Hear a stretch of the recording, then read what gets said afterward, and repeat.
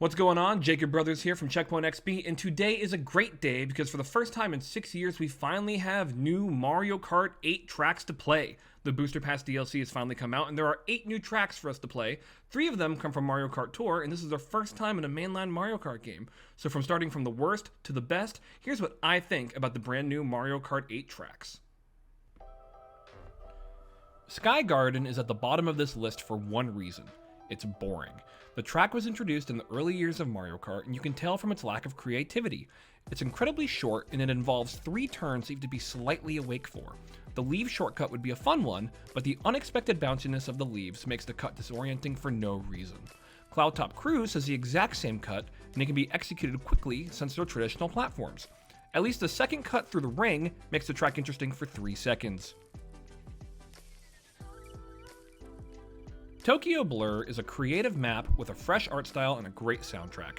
The track also features a unique mechanic of every lap being slightly altered so all 3 laps take place in different parts of the race. While this is a genius concept, it falls flat in execution because the track itself is bland without many options of play outside of just driving inside the rails.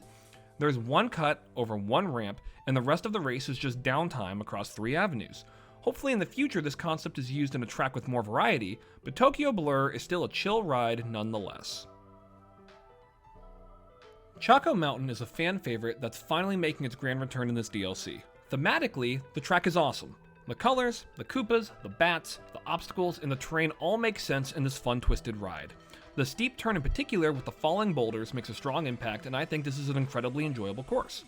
One thing I will say though is that the Mario Kart Tour influence is apparent with the sheer narrowness and simplistic single lane design of the map, which I think holds the track back. If you fall behind in a race, you have little opportunity to make up ground outside of 1 spot in the cave and 1 spot on the final turn. Shroom Ridge shares the same issue as Choco Mountain: simplistic, narrow Mario Kart Tour design influence. That said, the speed, momentum, and pacing that can be built on this track makes up for it.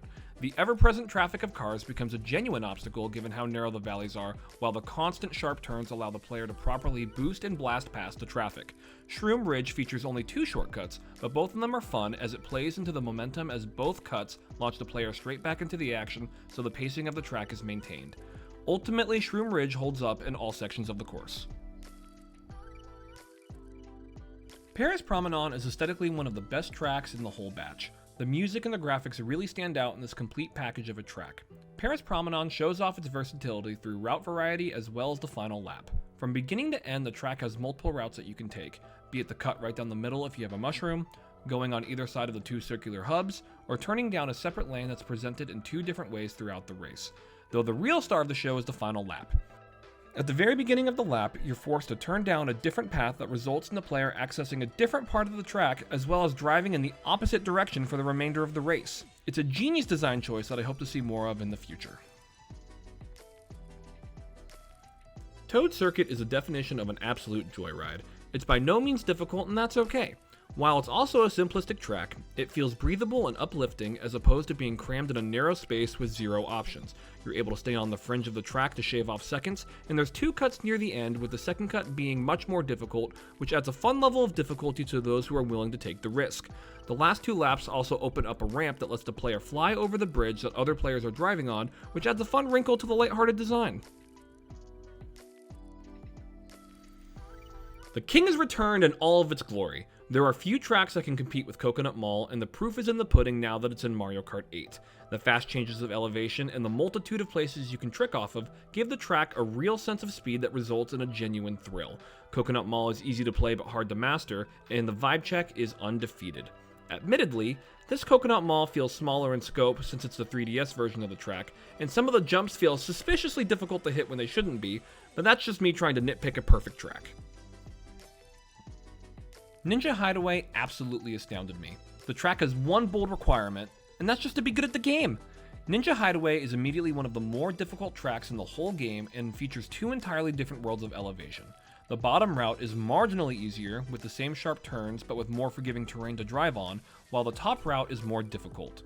The top route features platforms that can ruin your plans if you miss the right cycle, incredibly thin platforms to land on after the flying section, and then a precarious route in the final leg of the race that's easy to fall off of and has a cut that I'm too much of a pansy to take.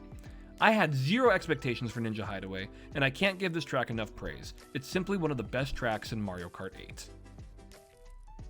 And those are the new Mario Kart 8 DLC tracks. What do you think? Was I right? Was I wrong? Let us know in the comments. For more, check out our stuff on checkpointxp.com, and I'll be seeing you soon.